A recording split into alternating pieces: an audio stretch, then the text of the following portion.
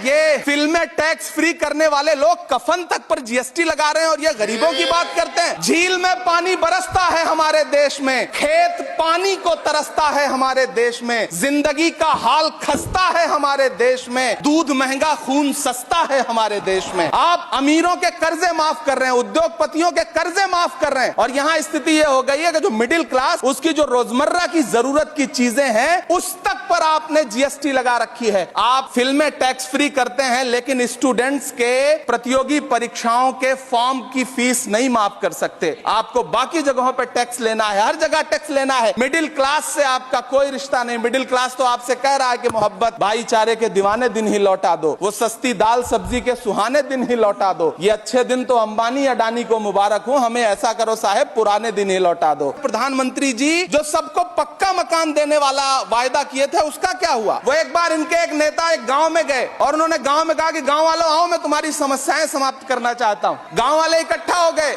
नेताजी ने गांव वालों से कहा बताओ तुम्हारी दो समस्याएं बताओ, मैं दोनों समस्याओं का यहीं पे समाधान करूंगा। तो गांव वालों ने कहा साहब हमारी पहली समस्या है कि हमारे यहाँ कोई हॉस्पिटल नहीं है। तो नेताजी ने मोबाइल निकाला, कहीं फोन मिलाया और मिला के फोन पे पता नहीं क्या कुछ कहा कि यहाँ गांव में हॉस्पिटल नहीं है, हॉस्पिटल तुरंत यहाँ हॉस्पिटल चाहिए। गांव वाले खुश हो गए कि 1 मिनट में यहाँ हॉस्पिटल आ रहा है। अगली समस्या के बारे में उन्होंने नेताजी ने गांव वालों से कहा कि मैंने आपकी पहली समस्या समाप्त कर दी, दूसरी समस्या बताओ। तो गांव वालों ने कहा साहब इस गांव में कोई भी मोबाइल का नेटवर्क ही नहीं है। ये है इनके काम करने का तरीका, ये है झूठ बोलने का तरीका।